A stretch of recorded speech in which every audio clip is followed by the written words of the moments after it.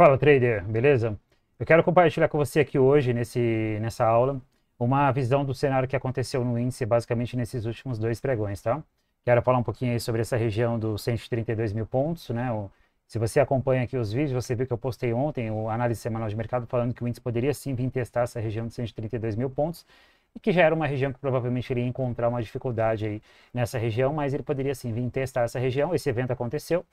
E o que nós podemos esperar aí basicamente para os próximos dias aí operacionais desse ativo futuro, né? Do mini índice futuro. Tá bom, meus caros? Então eu vou compartilhar a tela com você aqui. Vai ser basicamente um fechamento de mercado, mas com certeza você vai conseguir aprender, né, vários conceitos técnicos que vão ser abordados aqui dentro desse fechamento de mercado. E vou comentar também sobre a operação que nós fizemos hoje, né, com os membros e falar um pouquinho do contexto técnico dessa operação.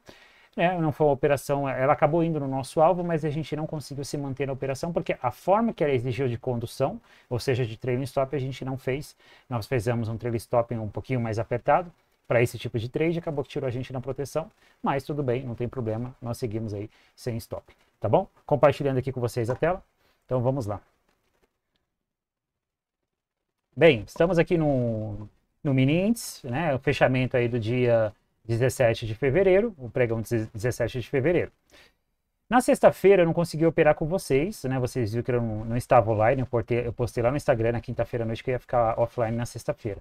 Mas eu compartilhei com vocês lá no Instagram, né? Compartilhei com os membros, né, do meu projeto educacional, e compartilhei lá no Instagram também para quem me segue lá. Se você inclusive não segue, tem um link aí na descrição. Onde a gente poderia esperar um possível evento aqui de reversão se validando na sexta-feira. Esse evento aconteceu, ele se validou, nós tivemos aqui um grande evento de Okoi, mas basicamente isso aqui foi uma grande acumulação dentro do conceito da escola de Charles Dow, tá? E aí ele fez esse movimento aí na sexta-feira, esse movimento excepcional. Quando você vai num time frame maior, você consegue ter uma visão mais macro do comportamento do preço, eu especulei que ele poderia vir ainda buscar essa região dos 132 mil pontos no dia de hoje, no pregão de hoje, evento esse que aconteceu.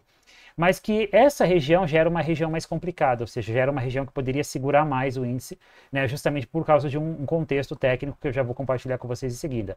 E aí você vê que o movimento aconteceu, mas realmente ele não conseguiu superar essa região aí dos 132 mil pontos. Basicamente, ele fez máxima aí, né, a 60 pontos aí dos 132 mil pontos cravado, mas eu considero os 132 mil pontos.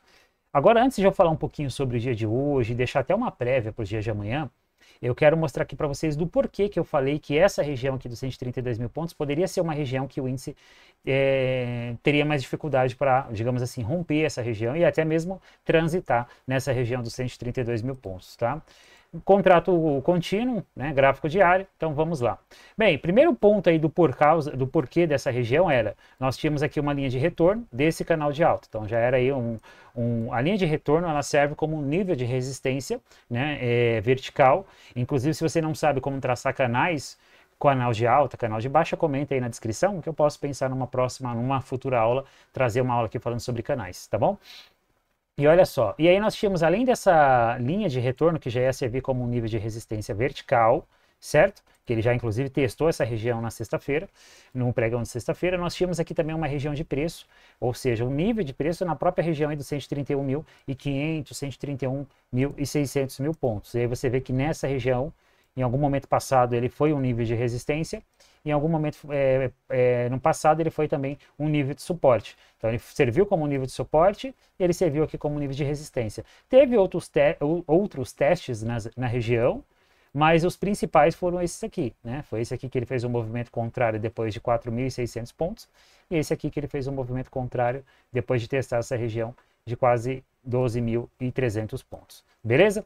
E aí então nós tínhamos aqui o que? Principalmente a região do número redondo, o número de 132 mil pontos. Então você tinha a linha de retorno do canal, você tinha o próprio nível de preço na região dos 132 mil pontos, né? Um pouquinho abaixo aí, região dos 131.500, 600, mas você já pode considerar região dos 132 mil pontos. E nós tínhamos também nessa região, né, a clássica retração de 61,8% de Fibonacci. Então olha só, olha tanto que você vê que eu ajustei o nível aí, ó. Olha como que o nível de preço que eu marquei ele ficou bem alinhado a esse nível de Fibonacci, região do 61,8. Então, era esperado sim que ele viesse realmente sofrer uma resistência nessa região. Eu até compartilhei na análise semanal de mercado que nós poderíamos esperar esse evento aí nessa região, ou seja, uma região que ele tinha potencial de testar, mas que dificilmente ele ia conseguir romper essa região, pelo menos de primeira, né? E esse evento se validou. Então agora você consegue entender do porquê desse nível dos 132 mil pontos, ou seja, às vezes para você ter uma visão melhor do comportamento do preço, você precisa avançar para um fractal maior, para um tempo gráfico maior. Se você ficar preso só naquele tempo gráfico que geralmente você opera, 2, 5, 10, 15 minutos, você não consegue ter uma visão que eu chamo de cima para baixo, onde você vai ter uma visão mais ampla do comportamento do preço. Então vocês veem, eu estou mostrando para vocês aqui uma região que eu marquei lá no diário, nesse final de semana, e você viu como que ele validou essa região, ou seja, ele validou tanto no sentido de ir buscar a região dos 132 mil pontos, mas também respeitar a região dos 132 mil pontos. Então é através desses princípios, entre outros, que você começa, né, a entender o comportamento do preço, beleza? Então é muito além somente de você olhar somente para um tempo gráfico específico, ou seja, você tem que ter uma visão que eu chamo de cima para baixo, tá? Bem, agora vamos para o contrato vigente, gráfico de 5 minutos. Olha só aqui no dia de hoje o que ele fez. Nós tivemos aqui um possível cenário de topo duplo se formando aqui na sexta-feira. Então você vê que ele deixa um primeiro topo, segundo topo. Nós poderíamos considerar essa região de uma neckline. Só que você vê que no dia de hoje ele já abriu aqui colocando uma ignição aqui para cima. Então na hora que ele rompeu essa máxima, eu já tracei essa LTA. Essa LTA ela não foi traçada antes, ela só se tornou válida depois do rompimento dessa máxima de sexta-feira. Só que quando você traça aqui, ó, uma região na máxima de sexta-feira, vou traçar mais ou menos aqui essa região, olha o que o preço fez no dia de hoje. Ele foi para cima da região de sexta-feira e começou a trabalhar em cima dela. Inclusive, eu postei lá no Instagram que um dos cenários que nós poderíamos esperar no índice, né, era exatamente algo similar a isso aqui, né? Ou seja, ele fazer uma correção acima dessa região e tentar ir para cima. E foi exatamente o que ele fez. Então, ele fez esse movimento impulsivo. Eu acho que ele não retraiu nem 38%, se a gente traçar a FIBA aqui, ó. Ó, ele cravou os 38%. Deixa eu engrossar aqui a linha. Ó, não chegou nem a cravar, tá vendo? Ele foi ali alguns 5, 10 pontos dos 38,2%. Interessante, porque cada retração de Fibonacci, retração de 38, retração de 50 e retração de 61,8% tem um tipo de correção específico que vai buscar uma determinada região. Então existe uma forma que o preço corrige, que geralmente ele não passa da região dos 38%. E existem outras formas de correção, né, como por exemplo o clássico zigue-zague, né, dentro da escola de Elliott, que ele vai buscar basicamente essa região dos 50%, principalmente a 61,8%. Então Fibonacci não é só traçar, é entender como o preço está se comportando para você saber qual que é a região que ele pode respeitar.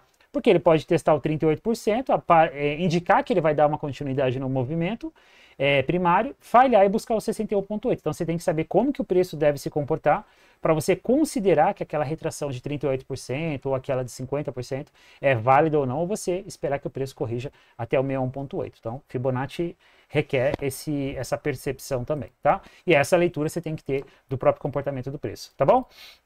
Então, basicamente, ele fez esse primeiro movimento impulsivo, fez aqui uma correção triangular, né? Calma aí, deixa eu tirar aqui esse imã aqui. Pronto. Ele fez aqui uma correção triangular, numa formação de triângulo ascendente, olha só, certo? E aí ele deixou o candle 24. Esse candle 24, ele ainda não era um candle tão interessante para comprar porque ele estava dentro dessa consolidação. E nós já tínhamos aqui, observa só, candles 17, principalmente o 17, mas também o candle 19. Nós já tínhamos aqui anteriormente duas rejeições. Só que eu já estava de olho nesses candles porque eu pensei aqui, se ele começar a superar a máxima desses candles, ele vai validar para a gente um evento que eu chamo de Bull Trap. Se você não entende, eventos de Bear Trap e Bull Trap é um dos eventos que mais acontece e é um dos eventos que mais causa stop loss para aqueles traders iniciantes que estão começando no mercado, tá? Eu escrevi um e-book falando sobre isso, eu vou deixar o link aqui na descrição se você ainda não tem esse e-book. Baixa esse e-book e lê, tem mais ou menos umas 40 páginas, para você começar a entender esse evento, que ele não é somente para você saber aonde os stops estão posicionados, mas para você saber como você se posicionar, como você conduzir o seu trade. Ele vai passar também, inclusive, uma confiança maior para você se manter na sua operação. Então ele traz muita informação, é uma leitura minha, tá? Particular, isso eu não extraí de ninguém. E eu compartilho com você nesse e-book gratuito. Aproveita que esse e-book ele tinha um objetivo, em algum momento ele ia ser vendido, tá? Mas eu decidi disponibilizar esse e-book gratuitamente. Temporariamente ele está gratuito, depois, passado um tempo, eu vou remover ele, tá bom? Então aproveita, eu vou deixar o link aqui na descrição, tá? E aí, essa barra 25, seguido dessa barra 26, né? Olha só, ele validou, ele começa a validar aqui esse evento de bull trap, validar o evento de continuação, acionando essa formação aqui corretiva ascendente, indicando a continuação. Só que eu não gostei do fechamento, nesse momento aqui, deixa eu colocar a média de 9 períodos, pronto. Só que eu não gostei do fechamento dessa barra, ele deixou quase metade da barra com pavio, então eu falei, cara, para comprar, eu quero ver força compradora, então esse candle aqui ele não é interessante ainda para mim comprar. E olha só o volume financeiro que ele tinha sofrido aqui nessa região. Então eu estava um pouco atento a essa região, mas ele estava começando a validar a complexidade dessa região aqui que ele poderia realmente sofrer, né? Uma região complicada. Depois ele deixa um candle interno, que foi essa barra 27, né? E ela nos proporcionou, né? Você vê que aqui basicamente, se você for um tempo gráfico maior, por exemplo, 10 minutos, deixa eu ver aqui se eu peguei o gráfico correto, 10 minutos, olha só. Ele basicamente ele vai compor aqui para mim basicamente uma única barra, né? Olha os 15 minutos. Deixa eu pegar aqui os 10 minutos, não, os 15 minutos, né? Ó, ele vai compor praticamente para mim essa barra. Então estava interessante esse cenário, né? Apesar de não ter ficado tão interessante nos 5 minutos, nós fizemos a compra aqui na superação da barra 26, 25, com stop na mínima da barra 27.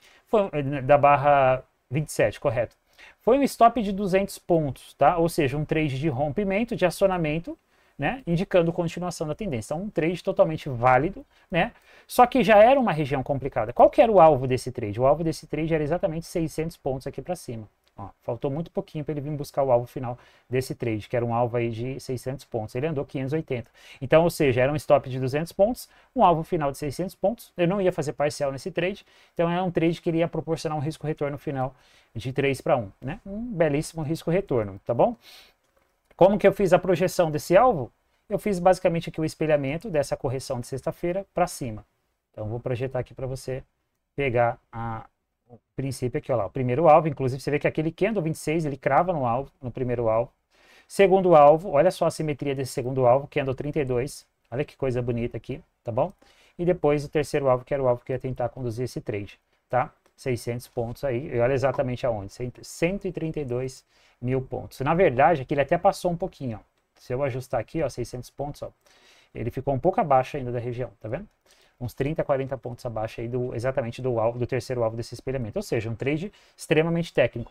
Só que qual foi o princípio para mim movimentar o meu stop para o zero? Qual foi o contexto técnico para mim movimentar o meu stop para o zero nessa operação? Ou seja, em algum momento você precisa gerir o risco, né? E a minha gestão nesse trade aqui, nesse trade em especial, foi o risco-retorno. Então eu tinha um stop de 200 pontos e no momento que ele andou exatamente 200 pontos, eu fiz a minha proteção no 0 a 0, né? Eu inclusive compartilhei com o pessoal, falei, ó, tô protegendo meu trade, vocês avaliam, ó. Ele foi um trade que chegou a andar 250 pontos da nossa entrada. Né? Basicamente 240, 250 pontos da nossa entrada. E como era uma região complicada, eu acabei protegendo essa operação. Bem, ele me voltou aqui nessa barra 34 e essa barra 34 tirou eu do trade. Então, o primeiro objetivo para essa operação, eu acho que esse objetivo ele deve ser para todas as operações que você for fazer.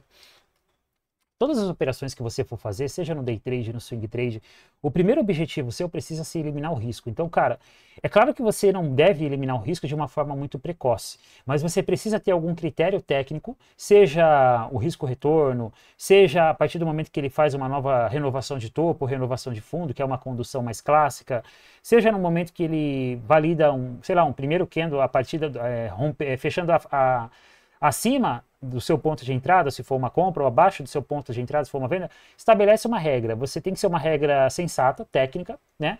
E eu considero como uma regra bem interessante para você estabelecer é o fator risco-retorno. Se você está assumindo um risco de 200 pontos, será que não é interessante a partir daquele trade que no momento que ele estiver te proporcionando o mesmo risco-retorno, você pensar em proteger essa operação? Fica a critério. Claro, se você está assumindo um stop muito pequeno, por exemplo, 150 pontos, não faz sentido você proteger o trade assim que ele andar 150 pontos. Mas aí você pode estabelecer uma pontuação mínima. Cara, a partir do momento que ele andar 200, 250, eu não trabalho com essa pontuação mínima. Dependendo do trade, por exemplo, eu posso assumir um stop de 300 pontos e proteger ele antes de ele andar um para um de risco-retorno. Depende. Eu vou observar muito a região. Eu sei que essa região era uma região complicada para o índice, né? Eu sabia que ele tinha potencial de falhar nessa região, mesmo ele estando dentro de uma tendência de alta. Então eu entrei, mas em algum momento eu geri o meu risco, tá? Foi um trade que me tirou na proteção, né? Deixa eu compartilhar novamente aqui a tela. Então, olha só. Então, nós fizemos aqui uma entrada, ele andou 240, 250 pontos. Você poderia ter feito uma parcial de risco-retorno 1 para 1? Poderia. Eu não quis fazer risco-retorno parcial de 1 para 1 nesse trade. Na verdade, eu nem iria fazer parcial.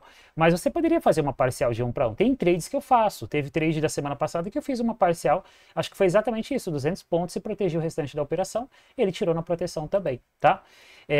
Beleza? Então, é critério, depende. Você tem que estabelecer. A questão é, você tem que ter um motivo técnico para em algum determinado momento você proteger o seu trade, eliminar o seu risco, não importa qual é, seja pela média, seja pela renovação de topo, seja, enfim, tá? Você precisa estabelecer esse princípio técnico, perfeito? Bem, só que quando eu olho para esse gráfico aqui agora, olha só o que ele fez. Então ele fez aqui, ó, olha só, presta atenção. Deixa eu tirar essa média aqui, daqui a pouco eu coloco ela de volta aqui. Então olha só, ele me fez, olhando para o dia de hoje, ele fez um movimento impulsivo, fez aqui uma correção ABC, uma formação de triângulo ascendente, fez outro movimento impulsivo, fez aqui uma correção ABCD também, uma correção meio que triangular também, um pouquinho complexa, mas uma correção lateral, e entregou aqui mais um movimento de alta, já complicado aqui nessa região dos 132 mil pontos, você já sabe agora o porquê, como eu mostrei lá no gráfico diário, tá? Então, esse trade, ele exigiu um espaço muito grande para a gente conseguir conduzir essa operação. Por quê? Porque a minha intenção era o quê? O primeiro objetivo meu nesse trade era eliminar o risco. E aí eu falei pro pessoal, falei, ó, estou eliminando o risco a partir do momento que ele andar para mim, ele me entregar 1 para 1 de risco-retorno. Ele andou 1 para 1 de risco-retorno, eu protegi a operação. Eu falei, bem, agora qual que vai ser a próxima forma de gestão desse trade? Eu vou conduzir ele pela média de 9 períodos, se ele não me tirar da operação. Então o que eu fiz aqui? Eu protegi a operação, né? Só que ao mesmo tempo, eu iniciei o meu trailing stop pela média de 9 períodos. Se eu olhar para esse gráfico aqui, com relação à média de 9 períodos, você vê que ele acabou, olha só, ele acabou conduzindo essa operação pela média de 9 períodos, dando saída basicamente aqui nessa barra 62.